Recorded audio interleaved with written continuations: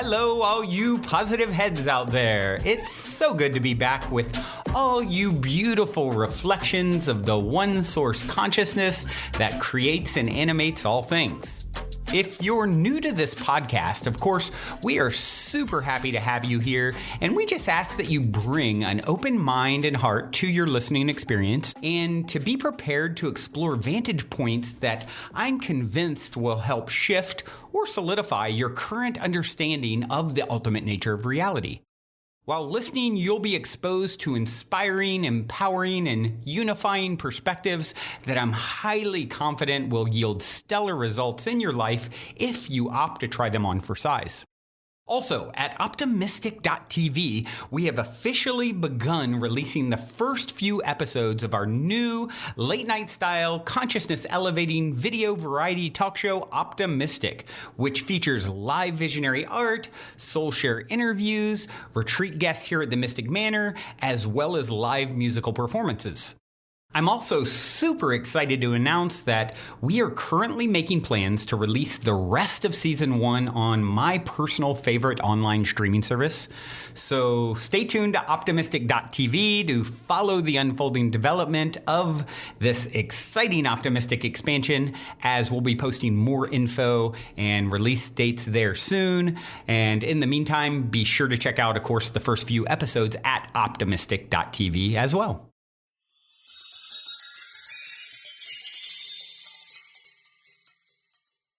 All right, all you positive heads, welcome, welcome. Here we grow again. It is a fantabulous Friday here in the studio as I record, and I have a little something special for you today. Last Friday, for the first time ever, I did a 5-year flashback episode playing in honor of the 5th year. We just passed the 5th year anniversary of this podcast. On over 1,200 episodes, I was thinking how many good episodes are in there that, many of you have never heard. And of course, shout out to those of you who have heard all 1,208. I think this is 1,209 as I look at it here. So you guys deserve a medal. But yeah, there's some who this is the first episode they're ever hearing, right? Or they've only heard a few or whatever. So there's some really great ones mixed in there. And I thought, you know what?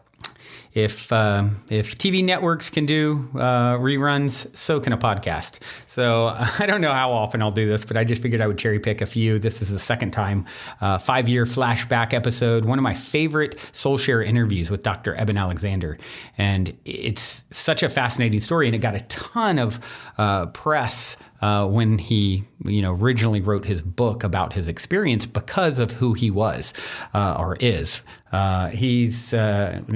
I say was because he's no longer, I don't believe, working at Harvard as a neurosurgeon, but he was at the time. And he wasn't really into, spiritual centric stuff, woo-woo, if you want the technical term, woo-woo stuff. And lo and behold, the guy who is at the most prestigious university and is a brain specialist gets a deadly form of meningitis, a brain disease. One day he's healthy, the next day he's in a coma. And he was in a coma for a week. Everything was shutting down. His brain, the part that the neocortex where any hallucinations would be formed, fried. Brain is getting destroyed by this deadly form of meningitis. Doctors say, sorry, family, pull the plug. This guy's not coming back. He miraculously came back. And as you'll hear, all he remembered at first was everything he was shown in this week-long coma on the other side about the ultimate nature of reality and consciousness and how we reincarnate in soul groups and, how a lot of times the biggest villains are your greatest allies on the other side. And this sort of thing. And it's just fascinating, his account. And he's so great at explaining, and sharing his perspective on it all. And it's of course written out in his best-selling book, Proof of Heaven. Oprah's had him on, he got a lot of press because of who he was. And the story is just incredible. So, this one's going back to 2016. So I thought about it. Let's do the 5-year flashback, the Wayback Machine, the P-head wormhole, whatever you want to call it. I hope you guys enjoy this one. I'm going to go ahead and jump right into it because, it's an hour or so, and it is an amazing, amazing story. So buckle up your seatbelt. Hope you enjoy the ride. Until next time, journey well. Love you all so, so much. All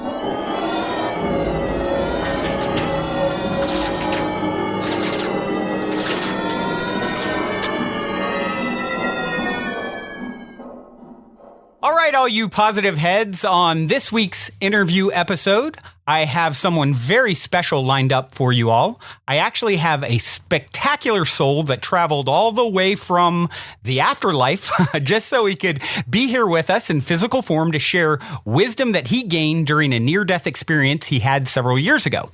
His name is Dr. Eben Alexander, and if his name or story sounds familiar to you, perhaps you caught his interview with Oprah or read his #1 New York Times bestselling book, Proof of Heaven, A Neurosurgeon's Journey into the Afterlife.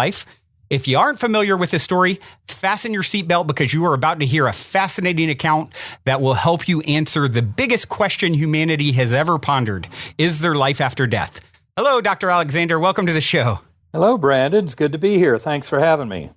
Oh, I'm so thrilled to have the chance to pick your brain. This is a subject that I am absolutely fascinated with. I have a brother who is just obsessed with near-death experience stories. So when I told him that I was going to be interviewing you, he's not nearly as excitable as I am, and he got noticeably excited. So good. I'm glad to hear that. I hope he tunes in then. Oh, he definitely will tune in. I don't know if he tunes into all my episodes, but I know he'll be tuning into this one. So to just kind of start off at the beginning, for those who don't know your story, please, if you would, share maybe a little bit about your professional background and explain as well, of course, the rare medical condition that began your incredible journey.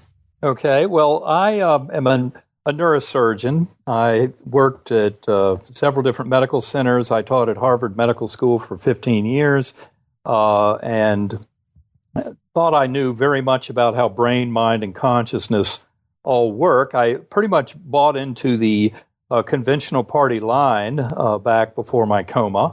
And that party line is very simply that the physical brain creates consciousness, that in fact our existence is birth to death and nothing more. And in fact, that very same science would proudly tell you that no human being has free will. And there are reasons for that have to do with their ideas of the brain creating consciousness. But the upshot is I bought into all of that and was kind of a card-toting member of what might be called the reductive materialist fan club, the conventional version of science presented to the masses. And then in November of 2008, I suddenly became ill with severe back pain, severe headache, and within 3.5 hours, I was having grand mal epileptic seizures and was driven deep into coma for 7 days.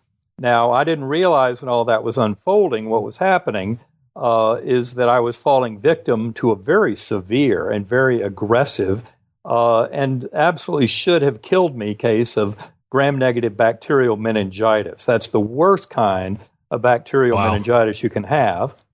And those who've read Proof of Heaven will realize that after the fact, as I recovered from all this and was trying to put the pieces together, I had to glean a lot of the details of what had happened in the earthly realm during my journey during those 7 days away. And I got a lot of that from information from family and from nurses and doctors taking care of me and going through my medical records, reviewing my scans, all that kind of thing.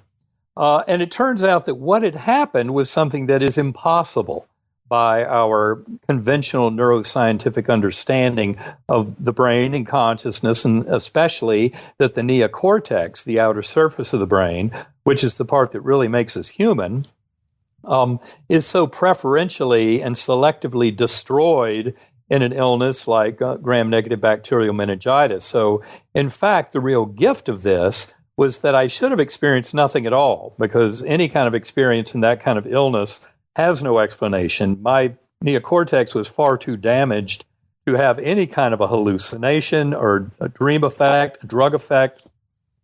Any of those possible explanations for my journey failed given the severity of my illness. Now, of course, I didn't know all that when I came back to this world.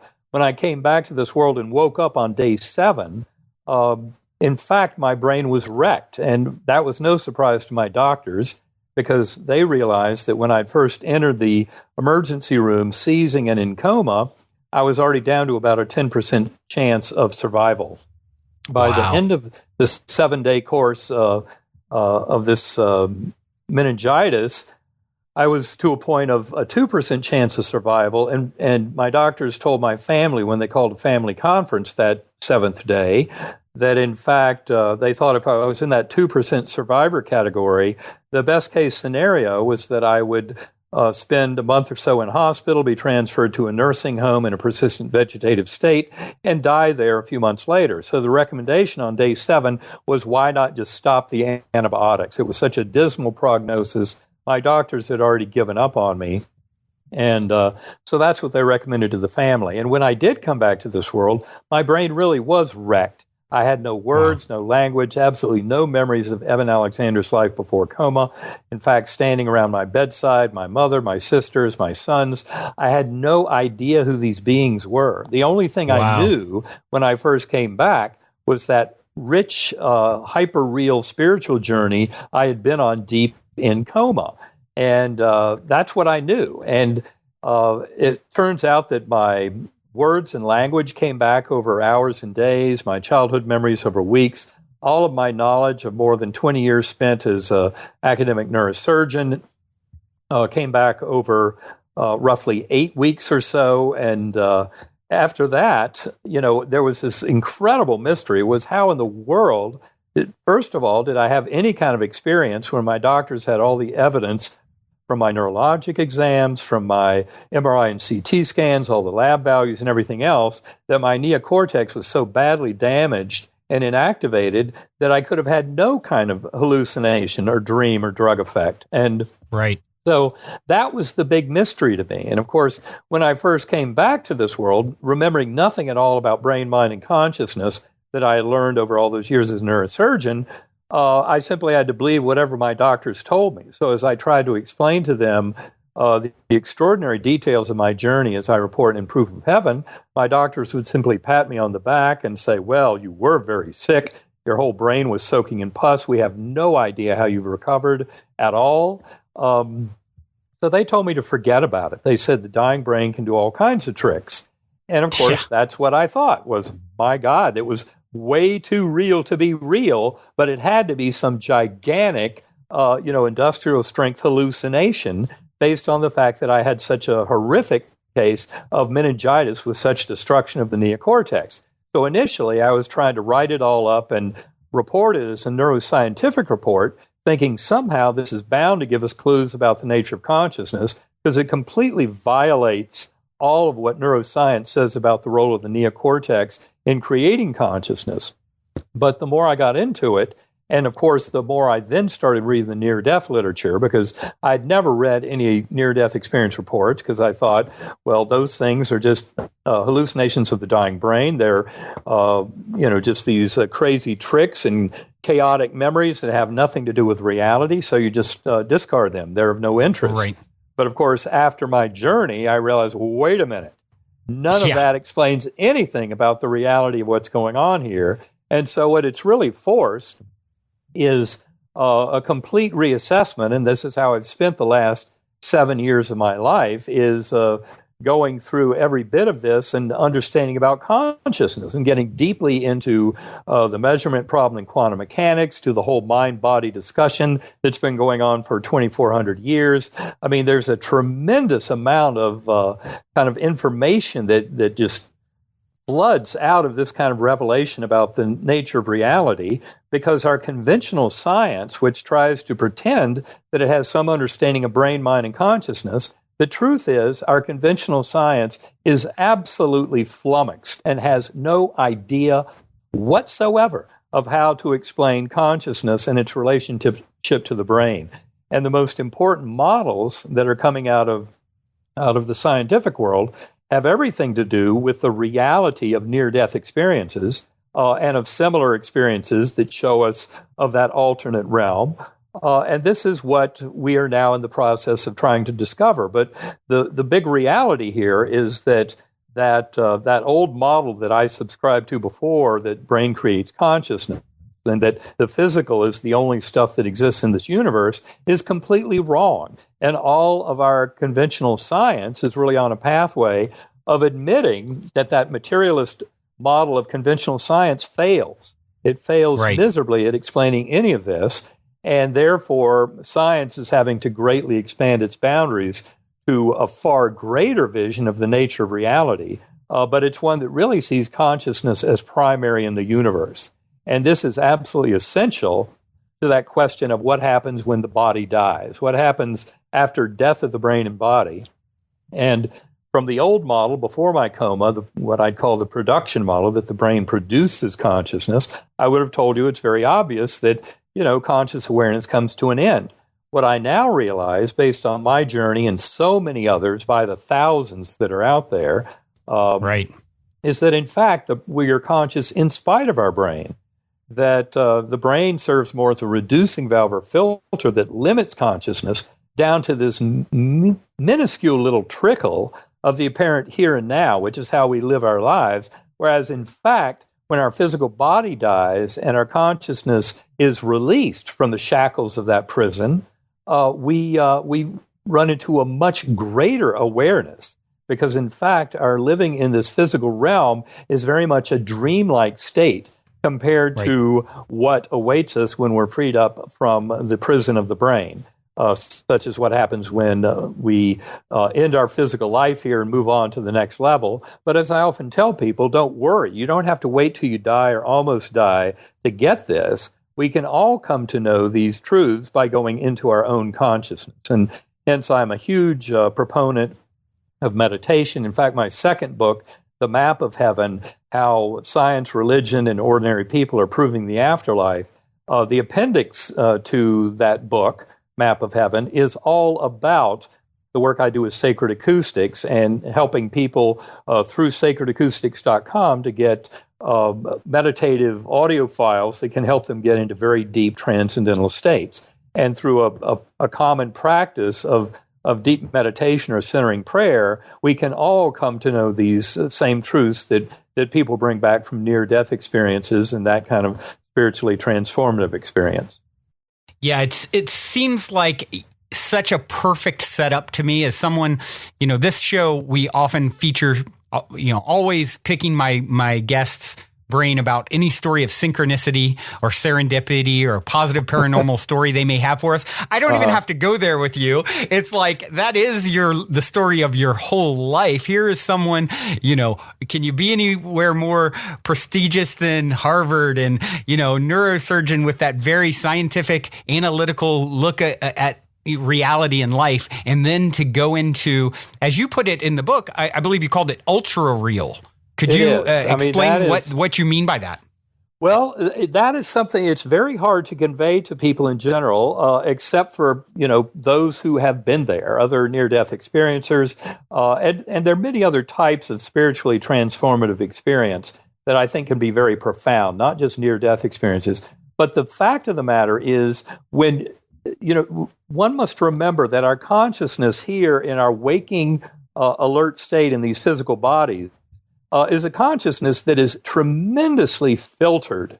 The brain does a gigantic effort of filtering everything out. And of course, people who have experienced psychedelic drugs like LSD and DMT, mescaline and psilocybin, know a bit of what it's like when you tear down the gating mechanisms in the neocortex and allow a full-blown flood of sensory information, which is part of what happens in those kind of psychedelic experiences. It turns out there's more that happens, but one of the key qualities and makes them so overwhelming and also somewhat difficult to describe to other people is that the floodgates of sensory information are opened wide, which is not something we're used to at all. And the same thing occurs when people go into, say, a profound near-death experience or something where they really, especially in those cases where they've died and their soul has left their body, but the awareness level goes up astronomically. And since you're no longer seeing with the eyes or hearing with the ears, and in fact your way of knowing things is this pure knowing that has no limitations of bandwidth. In fact, parts of the story in Proof of Heaven, as I described, especially often the core realm, the deepest levels that I got to of pure oneness, I was experiencing the entire higher dimensional multiverse with all of higher dimensional space-time collapsed down and all of eternity infinity. And all of that was presented to me as this complex oversphere that was there as part of the lessons that I was to be taught in that core realm. Now, to put it in those words, it sounds like a describable, straightforward event. But I promise you, the reality of what I went through was absolutely not describable in any possible human words or conceptualization. And again, this is a big reason why I'm such a proponent for people to go there, meditate, centering prayer, go there yourself. Human words will never convey the full-blown power of these kind of experiences.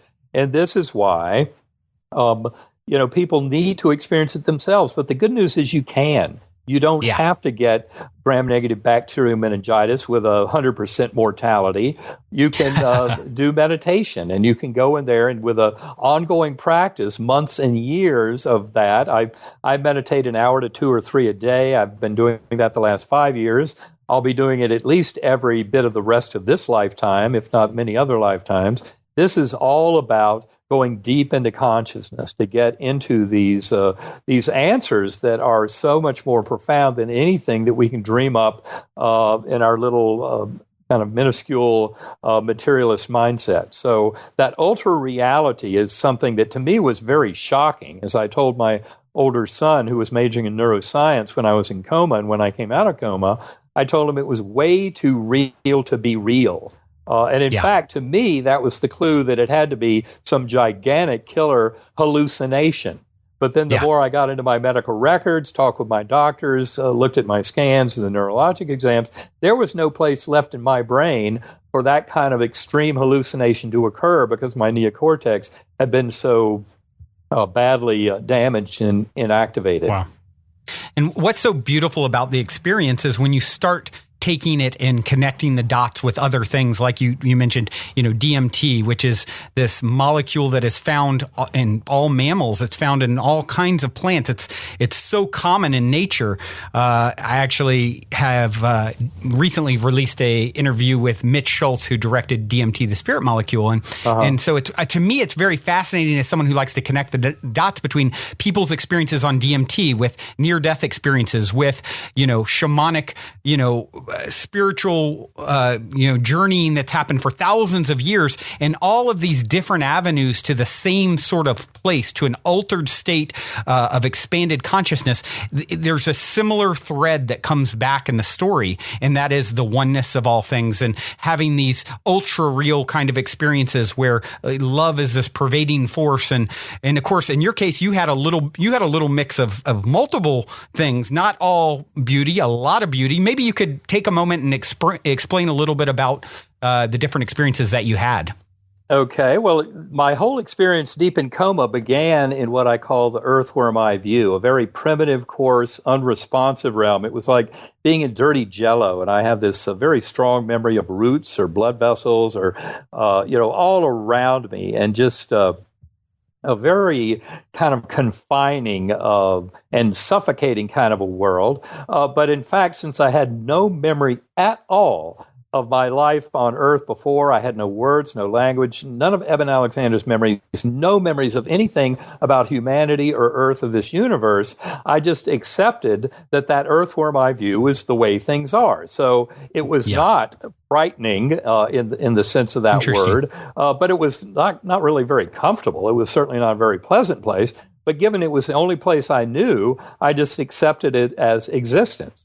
The good news is I was rescued from that by this perfect, clear, white light with these fine gold and silvery tendrils off of it. And it was coming towards me, slowly spinning.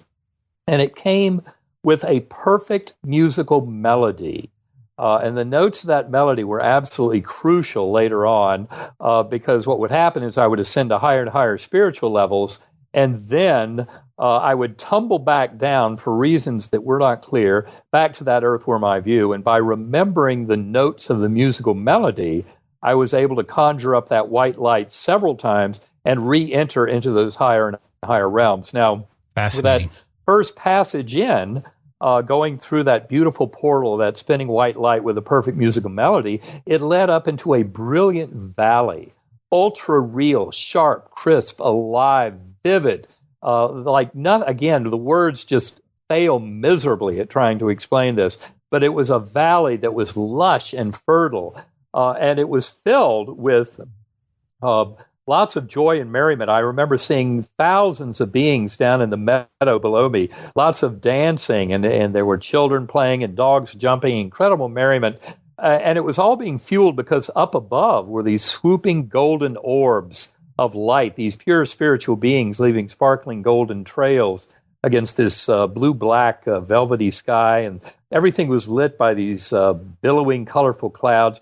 And those swooping orbs, what I called them in my early writings about this, I said they were angelic choirs. And that's exactly what it brings to mind. They were emanating these incredible chants and hymns and anthems that would thunder through me, and they were fueling all that joy and merriment in the valley down below. Now, of course, I had no body awareness during any part of this, but I was moving up through that valley. I'd in fact come out of that brilliant portal of pure white light on the wing of a butterfly. And wow. I was a speck of awareness on the wing of this butterfly. In fact, at no point in my deep coma journey did I have any kind of body awareness at all. And so in this Gateway Valley, I was a speck on the butterfly wing, and there were millions of other butterflies, and they were all looping and spiraling in these beautiful, vast formations. And I remember we would go down into that lush greenery, and I can remember the feeling of textures like flowers and buds on trees and blossoms and all of that opening up all around us. And even though I had no kind of body at all, I could kind of sense and feel those textures. Everything was rich and alive and blossoming, fully fertile, a fecund lifestyle. I mean, just this incredibly beautiful valley. And the butterflies were, of colors far beyond any colors of the rainbow. Likewise for many of the flowers. And there were waterfalls into these crystal blue pools with these bright sprays coming up. Just an incredible world of beauty and joy. And the best part about it was I wasn't alone on the butterfly wing. There was a beautiful girl beside me, and she never said a word. She didn't have to. Her thoughts would come into my awareness telepathically and very strongly, wow. Pure conceptual flow. And she looked at me with this look of pure love, unconditional love. And of course, so many who have been to those realms talk about that. They come back and they use that phrase, unconditional love. And of course, it loses a lot of its power. Yeah. From the effect of soaking in it, and as if you dissolve in the Pacific Ocean of pure, infinite love and the healing power of it. But that was the look that she gave me, and I'll never forget. She was dressed in the same kind of simple peasant garb, but with beautiful colors of all of those souls dancing in the valley down below. And she looked at me with that look of love, and the thoughts that came into my mind as I wrote them down weeks later, I think are the central message of Proof of Heaven for all souls out there.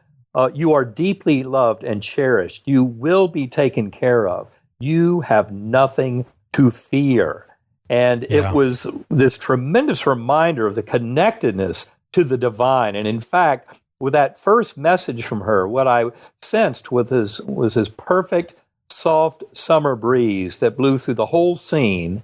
And for me, as I described it in my early writings, that was like the breath of God. It was like a divine wind. And it was really my first awareness of the infinite power of that all-loving creative source deity, blowing through that scene and reminding me in some sense that I was one with that deity, as are we all, as is all of creation. And in fact, from that point on, those angelic choirs above provided yet another portal. I remember seeing all of our lowest dimensional, four-dimensional space-time collapsing down into this tiny little sphere, and then above that, collapsing down upon it, all of the kind of higher dimensions, including that Gateway Valley realm, which I think is one of the lower spiritual realms involved in all of the expanses of the heavenly realms. And in that Gateway Valley, That was just the beginning, but that was a point where I believe we often encounter our higher souls, say at the time of bodily death. We reunite with our soul mates and soul group. We go through our life reviews in that kind of a region. The life review is where we make amends for any of the pain or suffering we've handed out to others where we may not have made amends in this physical lifetime. We have to go through that in that life review.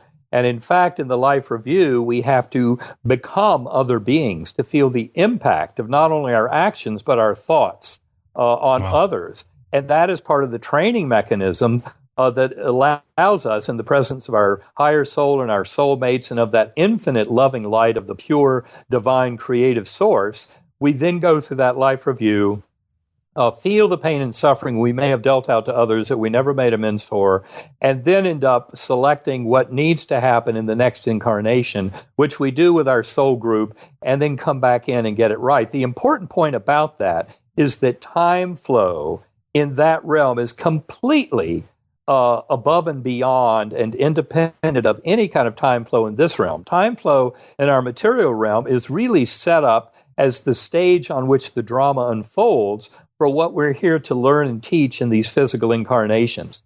But that time is not fundamentally involved in the flow of deeper time and causality, which is part of what we witness in that gateway realm and in the realms beyond. Now, of course, as I ascended beyond that, into higher and higher realms, seeing all of that, what I call deep time and causality of that spiritual realm collapsing down, and then more and more layers of temporal and spatial dimensions collapsing down until it was this complex oversphere that I was aware of in entering what I call the core.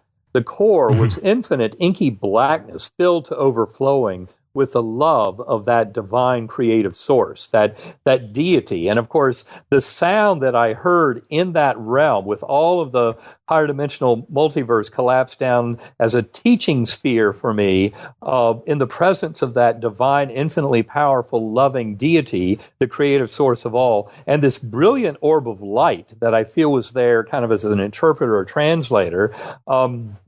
And in that core realm, I also witnessed the full dissolution of every bit of that into the pure oneness with the divine. Now, you cannot talk any of those kind of words in our language without people thinking that you've really lost it. So the reality is that this is part of all of our consciousness. We're all part of this very same process. And, you know, what I came to realize in coming back from it all and trying to put it together, especially when I started giving talks about this early on, 2.5 years before Proof of Heaven came out, and then I started hearing back from people about these talks, and I got feedback from people who are Christian mystics or Jewish mystics, Kabbalists, Sufis, Islamic mystics, Buddhists, Hindus, and others. And what ended up being of such power to me in many ways was the fact that the feedback talked about how my journey was so much in line with the deep mystical and spiritual traditions of so much of what they knew from their mystical practices. And to me, it made perfect sense that the deep mystical traditions of all of our great faiths overlap and converge. And the problem is that in the teaching of a lot of our religious dogma of the various faiths to individuals and to the masses, what has happened is often the message of the original message of the prophets, I believe, in many ways gets kind of distorted and put into dogma that is used for other purposes than it was originally intended by the prophets that brought so many of these messages and thought systems back to us. And this is part of the problem of our modern culture. And what I hope Proof of Heaven and the Map of Heaven will help to do is help us rise above that false dogma of separation that comes out of various religious orthodox traditions that are taught to us, whereas in fact, the deep reality is that we're all one, and that anything that preaches separation and conflict and all that we see in our world today in the religious conflicts is false. It has nothing to do with the original teachings of the prophets. And it's really time that we rose above that false dogma of separation. And this is one of the central messages in my presentations, and what I try and put out there in Proof of Heaven and Map of Heaven is, that this is our wake-up call, our clarion call to humanity, that it is time to wake up. And we have been asleep for a very long time. So it is time for so much of this world to come back to life. Yeah, I think it's fascinating when you start talking about organized religion and you're studying, someone else's teachings, and all the separation gets injected into it. But then you take someone, and it doesn't matter whether they were a neurosurgeon or a Sufi or Buddhist or Christian, and they have a near-death experience or some sort of profound experience, whether through meditation or however it may happen. And it seems like, once again, they're coming back with this similar message of oneness that dissolves all these imaginary borders and imaginary lines. And it's such a great kind of trick that mankind has played on themselves by giving you darker skin, or her, this custom, or him that custom. And it's all really just, it's so obvious when you dig in and listen to these experiences, and even look within your own heart, like you've gotten to multiple times. Go within and you find that it's all one. All is literally one. Act accordingly is something I'm fond of saying. Exactly. Well, I think that's a very important point. And also I would point out is that the other extremely common, in fact, I would say the bedrock presence in these journeys, and it was certainly there in mine, and it is there in probably 95% or more of near-death experiences and many other similar spiritually transformative experiences, is love. Absolutely love, this incredible, overpowering sense of oneness and love, compassion, forgiveness, mercy. I mean, it is all through those realms.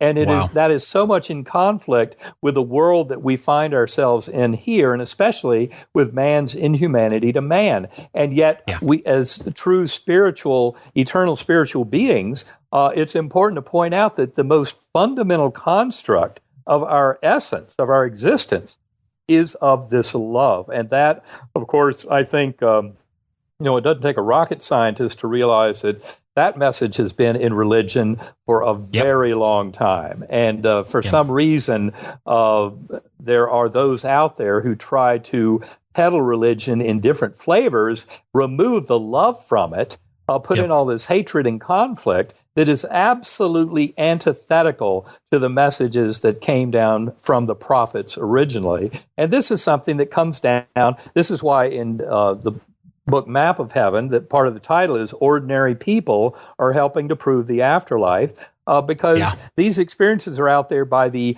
tens of millions.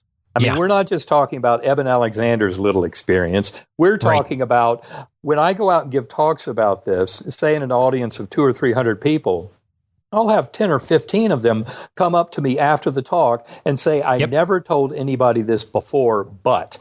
And then they tell me a story that when you realize the truth of it and the similarities of these stories, and not just in the modern era, these stories go back thousands of years and have the very same elements. So these are not part of someone's religious bias, even though, of course, the words someone used to describe them when they come back will often reflect a certain religious bias, and the skeptics get all lost over that fact. But the deeper truth is the similarities far transcend the religious bias or personal bias that you hear in these stories. And you start to realize that there's a commonality there. They've really been to a territory that is very much real. And you brought up a short while ago that whole issue of DMT and psychedelic drugs. Again, that is a realm that is quite real. And, when you get deeply into the literature of shamanic journeys, and read about those kinds of experiences from all different practitioners around the world in all kinds of settings, you start to sense that they're talking about the same kind of landscape and territory, the same beings and entities that one encounters there. And of course, you can put your linguistic spin on it and give them different names, But when you read through the language, you start to realize that there is an absolute kind of convincing reality that is underlying it all. Now, this is not a real place that exists in four-dimensional space-time, but that doesn't mean it's not real. In fact, one of the biggest lessons that I learned from my journey is that everything I thought was real before, which was, of course, the physical realm, is actually the illusion. That's the part that's not real. That's the vibrating strings of energy in higher dimensional space-time. You know, the materialists, when I say that, I would say mainly the physicists and cosmologists at the head of the pack of describing, quantum gravity and the workings of our world, relativity and quantum gravity, are right there telling us that none of this is anything more than vibrating strings of energy in some higher dimensional space-time, that everything about space and time itself are illusions created on this side of the veil of consciousness. And so this is the illusion, and that is the reality. And of course, this is the part that is so hard for people to get. And that part of the problem is, of course, we all are, I would say we're all spiritual beings who have died many times, but the memory gets erased of that. It gets erased on purpose because that's what gives this soul school the power to have some impact. We have buy-in, we have emotional attachment to our role as a self, in this incarnation. And the emotional power of that, the loves and the losses and the pain and the suffering, and every bit of it is what gives us skin in the game and what allows us to learn from this. But, by definition, when we come into these incarnations, we can't have full-blown memories of our times between lives. And I would point out there that we do not have infinite knowledge between lives. I've heard people say that. I don't buy into that. That doesn't go along with my experience at all. I think we have access to tremendous knowing, far beyond all the knowing of mankind currently. When we get into deep meditative states and in these deep spiritual journeys, we can get insights and knowing that's far beyond the ability of our little rational linguistic brain to try and figure out through the lines of logic and linguistic linearity. But we go through the soul school for a purpose. And that's why those memories, in many ways, are deleted. But of course, there are techniques for recovering memories of past lives, and that has gotten to be quite a large industry in the whole transpersonal psychology movement in the last few decades. But this is all about realizing that reality is far, far greater than what I would have ever envisioned before my coma journey. Wow. Would you say something that kind of occurred to me when I heard your account originally, going from the worm-like world, which is, could be compared to maybe caterpillar-esque, to the back of a butterfly, would you say was somehow symbolic, as in, showing you this is kind of what we do as souls? We experience the sour so that the sweet is sweeter kind of thing. Well, I think that there is a tremendous amount of symbolism at all levels, down here in the material realm, going up into the lowest, medium, and high levels of spiritual realms, all the way in. I believe that symbols play a tremendous role. There's often how the lessons are presented to us. We have to figure out the symbology. But on the other hand, in reporting my near-death experience, I simply, it's just the facts, ma'am. I just put out there what I experienced. People, I remember one of my very close friends who was helping me in the manuscript of Proof of Heaven, and he's a very strong skeptic, very well-read, very intellectual, extremely, but a true skeptic. Not, there are these the pseudo-skeptics out there that are a dime a dozen. They're the debunkers and deniers that basically say, NDEs can't happen, they're hallucinations, blah, blah, blah. Those people are not really skeptics at all. They don't even count. They're irrelevant in this discussion. What I'm talking about are the true open-minded skeptics, which I think are extremely valuable. In fact, they are the ones who are dethroning the scientific materialism because it's completely empty when it comes to anything to say about brain, mind, and consciousness. So I think that true open-minded skepticism is a tremendous power. And that's what my friend had. And I remember he told me, don't you think this metaphor of the butterfly as a metaphor for change is a little overused. I said, look, I'm just talking about my memories. And this is what I experienced, and that's all there is to it. You can read in the symbology if you want to, but that has nothing to do with the story and the journey that I experienced, where it was butterflies, and many of them, by the millions, they were there. Although I must say that it's been brought to my attention, especially there was one email I got from someone in Damascus in Syria, a 38-page email that was comparing my journey in Proof of Heaven with the Quran. And really this point to point to point to point, this incredible comparison. Interesting. And to me, the reason it was interesting was he saw the butterflies as flying carpets. And said that that's something that's frequently seen, in kind of Middle Eastern version of NDEs and things like that. And in thinking back on it, I couldn't tell you that I wasn't on a flying carpet. To me, it seemed like a butterfly in my memories. But, these things, they're so exotic and so over the top, real in so many ways that they really transcend a lot of our kind of definitions and ideas in this world. I think it's useful to look at that realm, that Gateway Valley, as more like Plato's world of forms, kind of a world of ideals. Because in many ways it is a world of ideals where we re-encounter our higher soul and souls of departed loved ones, and that divine, infinite power of that all-loving deity.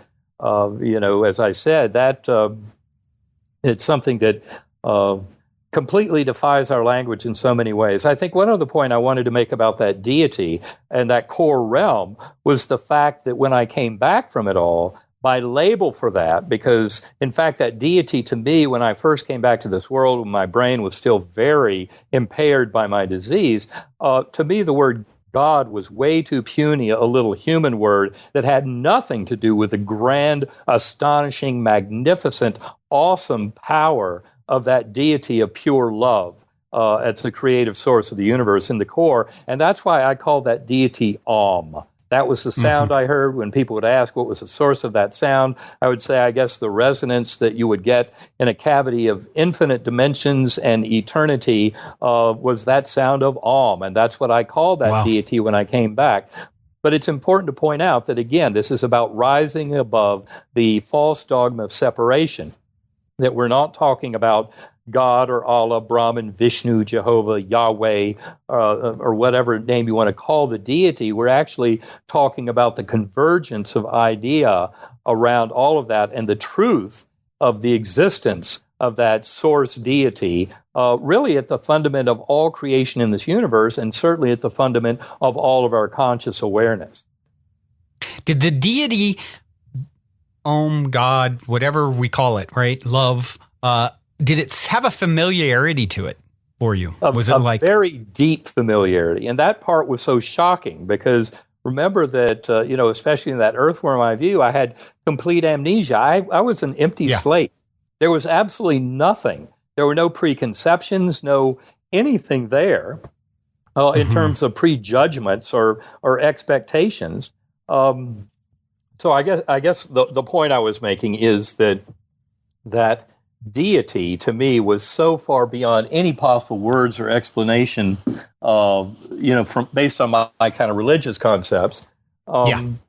But again, you can see the kind of hallmarks in all of that are part of our religious upbringing. And I would say that all of our religions over tens of thousands of years have come from similar experiences. I believe that would be the basis of what we bring back as religion. But of course, then you can see in our kind of linguistic manipulation of things, we then end up kind of shifting it all around and giving it some form that takes it away from the original message and experience. And that's the part that I think we need to bring back. And that's why I encourage people to get into deep meditation and centering prayer. Yeah, it's definitely I would say the difference between religion and spirituality is, you're having a spiritual experience, and as opposed to talking about one or theorizing about religion or theorizing about what it is. It's actually like you do it so eloquently, explain this stuff, but you can also sense what you're saying and intuitively I know what you're saying. It's like there are no words for this stuff until you've got to have that experience. And, until you do, it's a fascinating story, but there's nothing that replaces the actual firsthand experience of, something like this. Well, that is absolutely true. And of course, it's one place where many people really kind of lose sight of reality. And there I'm especially talking about those who say, well, the only way to any true knowledge is through the scientific method. And I've heard that. I mean, people say that a lot. Yeah. And the point of the matter is that, in fact, there is tremendous knowledge that we have always gained and continue to gain that comes from individual experience. In fact, I would say that all of scientific knowledge has started with the seeds of individual experience. And some of them can be pretty exotic and extraordinary experiences. But that's where really all of it begins. And to simply say, well, I'm not going to believe anything unless it comes out of a randomized, double-blind, controlled study, is ridiculous. And especially when you're in medicine, you realize that even that leads to a lot of difficulty. I mean, the fact that we, the way we treat statistics in medicine and all that, if people really had a deeper understanding, they would realize that the vast majority of our medical knowledge is also very much up for question. It hasn't been proved to the kind of satisfaction that one would really demand in many settings. But I think the important thing is that individual experience is crucial at any kind of understanding of this. And the fact that we have millions of these experiences out there, and there are tens of thousands of them, for example, on the internet and in the literature, there's plenty of evidence. It's not like we have a shortfall of evidence. It's not like the olden days when all you had was the Bible or the Quran, and that's what people based everything on, and they wouldn't necessarily listen to any other mystics or prophets or what have you. Now we've got tens of millions of near-death experiencers walking this world who have been to the other side and come back. And they know, at various levels, they know the reality of that world. And this is something that is happening every day all around this world. Tens of thousands of new journeyers coming back. So you cannot simply deny that evidence and say, well, it's not coming in via randomized clinical trials, right. So we don't buy it. Wrong. Right. You touched on soul groups or soulmates. What were your perceptions that you garnered during your experience in regards to those things? Well, I would say in general, our soul group, the way I define it, can be extremely large. I mean, it basically can include every soul you've ever encountered and had any kind of interaction with. And that includes even, someone in a Starbucks line or a homeless person you gave a few dollars to, what have you. I don't care. Each and every one is serving a purpose, plus we serve purpose. So remember that we're all involved in teaching and learning in this soul school and learning the lessons of that unconditional love and its infinite power to heal.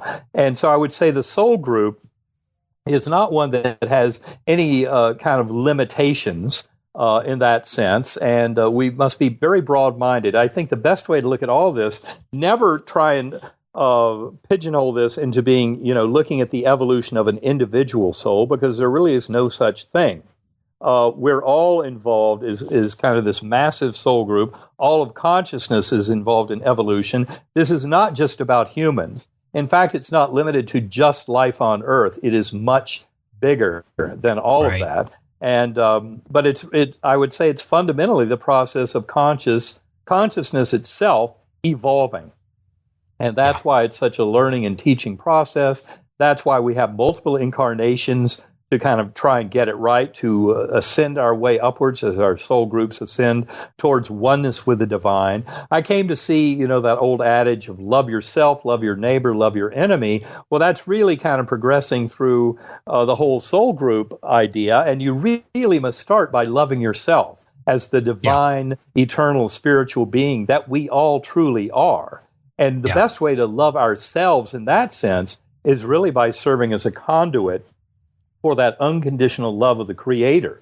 and by thus manifesting love, compassion, forgiveness, acceptance, and mercy, not just for ourselves, but for all fellow beings. And of course, that includes those who, before my coma, I might have seen as my enemy or my nemesis, because often I found that those were souls that were involved with me in teaching each other very, very difficult but deep and important lessons in this life. Right. And this is all about learning and teaching these lessons. And I've found that no matter how dark the valley, because in fact, all the challenges and hardships in life, and that includes illness and injury, every bit of that should be seen as gifts. They are gifts that serve as the engine for us to grow, for our consciousness to evolve. And it's how we face those hardships and difficulties in life that allows us to grow and ascend, and to help our soul groups ascend by facing up to those challenges. So that you have to realize that the darkness of the valley and the apparent darkness of the evils that we face is matched by the light on the ridge above if we're willing to learn and teach the lessons involved. And so the soul group idea is really kind of a much broader way of seeing that this is about the evolution of all consciousness, that we're all participants in this, and that includes all those naysayers out there who, pretend that this is all hallucination and nonsense. Everyone plays a role. All souls are playing a role in this evolution and our understanding. Absolutely, well said. And let me ask you this: do you think the beautiful girl that you had the experience with, did you get any inclination of your previous connection to her in any way, shape, or form? Is that I did not during the experience itself. I mean, to me, that was a really deep mystery. Now, remember, of course, that I was amnesic, and that is a typical feature. Most NDEs do not involve such an extraordinary amnesia for the life before a coma. And it took me months, if not years, to slowly kind of put the pieces together and figure out why that was necessary. I've come to realize that in many ways, I think my near-death experience was kind of the exception that proves the rule, because it showed very clearly that such extraordinary, ultra-real experiences happen in a real realm completely independently of the physical brain. Yeah. That is the most profound part of my contribution from my journey, and that is something I go into in a lot of detail in Proof of Heaven, but all the simplistic medical pseudo-explanations about NDEs and oxygen tension and other problems with blood flow to the brain just fall away as completely inadequate when you go through my medical record and look at the circumstances of my illness, as I reported in Proof of Heaven and have reported in some of the medical literature on my case. And that is really the extraordinary gift that it brings, is this understanding that these realms are absolutely real in a very concrete way, and they're important to us as spiritual beings in terms of understanding the nature of our existence and the meaning and purpose of why we're here and what this is all about. But we have to do the work to figure it out, and that's why deep meditation and centering prayer are important aspects. And I would encourage people who say, well, I can't meditate, I got too much monkey mind going on with that chatterbox in my head, go to sacredacoustics.com and you can download some audio files that will help you put that little voice into time out, help you get into a deep meditative state. And deep meditation is crucial for our own health, for creativity, for guidance and understanding in our life path and journey, for helping others, especially with health issues and things like that. I mean, this is all about that kind of deep learning and really putting our lives together in really profound ways. And that's why the meditation is so important. Yeah, it's essentially like plugging back in to the source from which we came, and allows us to rebalance, charge our batteries, and, access this energy that makes everything better, right? Right. So if you don't, I love the saying, and you've probably heard it before, if you should meditate at least 15 minutes a day unless you don't have time, in which case you should meditate an hour. Yeah, exactly. I like that a lot. Well, I try to meditate an hour, 2 or 3 a day whenever I can. And I find it to be very powerful in helping me in my life. And every aspect of my life. I can't imagine why anyone would not meditate. To me, that's a real shocker, especially those who claim to be so deeply interested in consciousness. And I know a lot of scientists who are deeply interested in consciousness, and occasionally I find one of them who doesn't meditate. They don't see the need for it.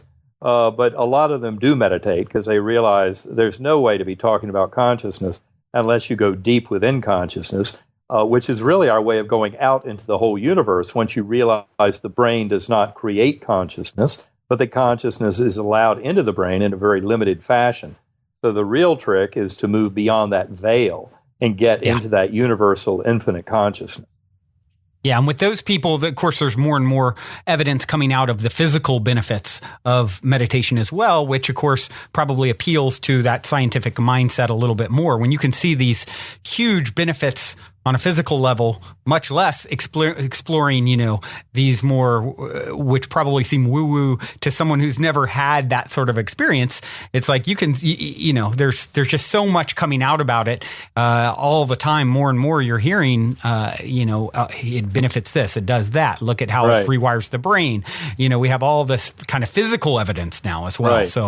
There's a tremendous amount of evidence of the health benefits, you're right. But I would say really all health, from my point of view, physical, mental, and emotional health, all begins with spiritual health. And if we don't have that, we're facing an uphill battle in trying to get any kind of real health. And spiritual health is something that can be addressed very, very effectively through meditation and through a frequent, I would recommend, daily practice of meditation. Now, in your latest book, The Map of Heaven, you, of course, talk about how science, religion, and ordinary people are proving the afterlife. Do you believe that conventional science will remain the standard when it comes to humanity's ongoing search to understand the ultimate nature of reality, or do you feel like there's a changing of the guard occurring? I think there's a tremendous changing of the guard occurring, and it has to do with the fact that our conventional science is very much physicalism or materialism. It's based entirely in the notion that the physical is all that exists, and that's why they can so smugly say that no human has free will, because they believe that it's the subatomic particles and atoms, molecules, cells of the brain, all following natural laws that give us an illusion of consciousness, an illusion of free will. But they see all of that physical matter in the brain as just physical matter going through chemical reactions and nothing more. And to me, that just smacks of absurdity when you really get down to it, and especially based on the journey I have been on. And what I see is that science is going to greatly expand its boundaries. Now, in fact, what I would say is that science has already spent 100 years kind of circling the drain, trying to figure things out around the measurement problem in quantum mechanics. What the measurement problem in quantum mechanics was trying to tell us all along is that consciousness is fundamental in the universe, that all of material reality emerges out of consciousness. And this is something where I believe once science makes the little step beyond its little kindergarten level physicalist worship, we will move into an area where science can be much greater in explaining things. But of course, we're now into the deep end of the pool, because you then have to explain much more than just the stage setting for this drama. The stage setting is the material world, and you've got people like Stephen Hawking who are right at the front of the line to say, wait a minute, I've almost got a theory of everything. Well, the problem is human brain and mind is not remotely close to any kind of theory of everything. And certainly trying to explain it all from a purely physicalist standpoint is a dead end. It will never work. That's why they've struggled so hard with that interpretation of quantum mechanics, and still, after more than 100 years, have not been able to come up with anything that makes any kind of sense. By putting consciousness back at the center of the equation and then determining the laws by which consciousness influences everything unfolding in the material world, that's where we'll start to see science really make some headway. There's a beautiful quote that I often give at the end of my talks from Nikola Tesla.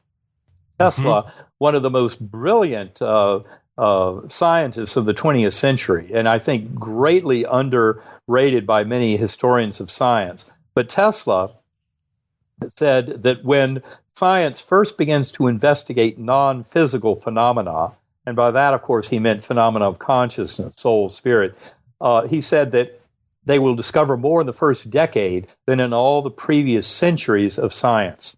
And I believe that quote is very apropos, and I believe it's true.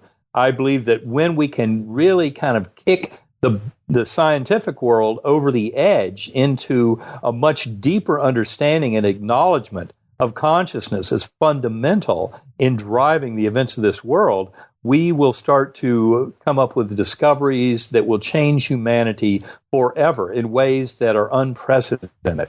I see a beautiful shift. I'm tremendously optimistic about what I see as emerging from this much grander science that fully acknowledges the reality of these spiritually transformative experiences. Absolutely, absolutely. And you have a forthcoming book that really covers and goes into great detail on the concept of free will, correct?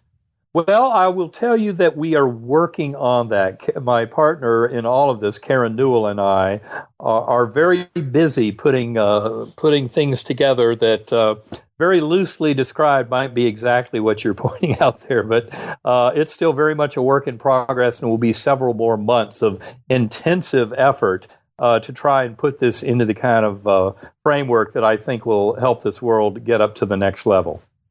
I love that. That's something that I often talk about myself, and something my own perception on this reality is that, of course, that time is an illusion, and that your soul's played out every possibility imaginable in the vastness of eternity. And our job essentially is to choose with our vibration which version of self we want to experience again. So it's kind of like popping in an old movie, right? And your life essentially plays out at the divine intersection where free will meets destiny.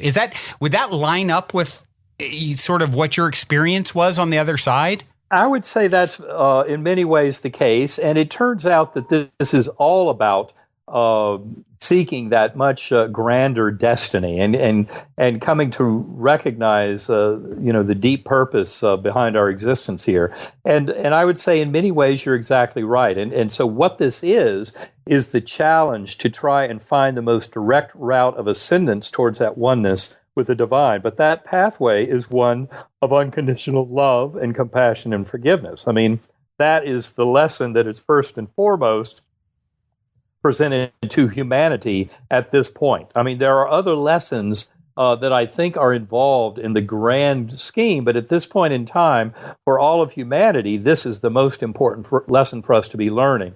And it's one that's been presented to us for thousands of years. And yet we are obviously having great difficulty with it. And I believe that part of this is about really becoming members of a much larger cosmic community. I think that is part of our conscious evolution. But it's something we cannot possibly do when we are a very primitive and barbaric warring civilization as we are today. We have to rise above and beyond that. And that is something within our power. And that's what I believe this awakening is all about. Absolutely. Well, Dr. Alexander, you have been absolutely fascinating to speak with and pick your brain. You're such a light to the world, and what an incredible, speaking of a synchronicity or story of serendipity. This is going to be a hard one to beat, because when you look at your life and who you were before and what you did for a living, and then the to get this unique disease in your brain that, wipes out the possibility of saying that it was just something happening in your brain. It's such a beautiful, perfect story. So it's just been awesome. Well, thank you so much. I appreciate that. I can tell you 10 years ago, I didn't have the remotest clue, how all these events were going to unfold. And you're exactly right. It really is just a shocking and amazing story. I just marvel at all of the unfolding. I mean, not just my journey, but all of that is happening to this world with this awakening. To me, is just absolutely fascinating to see that we're at this juncture in history. I think it's it's just beyond words to express the marvel at all of this. I think for people who want to learn more, if they go to my website, ebenalexander.com, especially there's a reading list on there where they can learn about a lot of other material, a lot of other interviews. I would also recommend people go to Eternia, eternea.org. That's a site I started with John Audette. It's all about informing the public, all about frontier science and the physics of consciousness, and people can also share their own spiritually transformative experiences at eternia.org.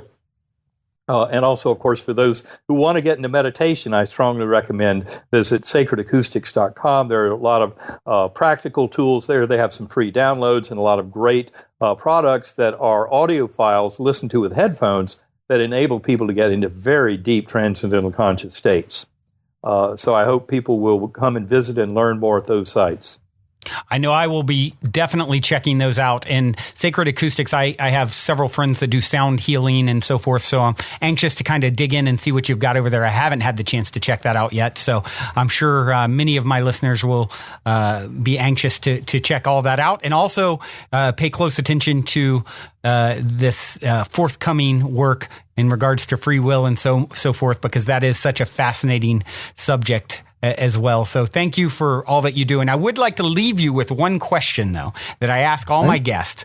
And it's to put them on the spot. And something tells me this isn't going to put you on the spot very much, but I'm going to try. In 60 seconds or less, what is the meaning of life according to Eben Alexander? I would say it has everything to do with discovering or rediscovering that we are eternal spiritual beings, that we're all connected as one, that love is the most fundamental energy in the universe, and in fact, it overpowers everything else, and love will dominate in the end, and we can all benefit from knowing that. And this is all about the journey of discovery to come to that realization. Oh, I love that. It makes me think of a quote, "Love is the answer. Now, what was the question?" Exactly. Good point. I like that one a lot, Brandon. Well, thanks so much for having me. I really appreciate it, and hopefully we can talk again sometime soon. Thank you so much. This has really been a true pleasure for me. And if you're feeling the call to come for a week retreat-style Mystic Manor immersion, remember to go now and book your time to speak with me directly about stepping into the optimistic vortex at calendly.com/talkwithbrandon while there are still spots left. Otherwise, I look forward to co-creating magic with you at the Mystic Manor.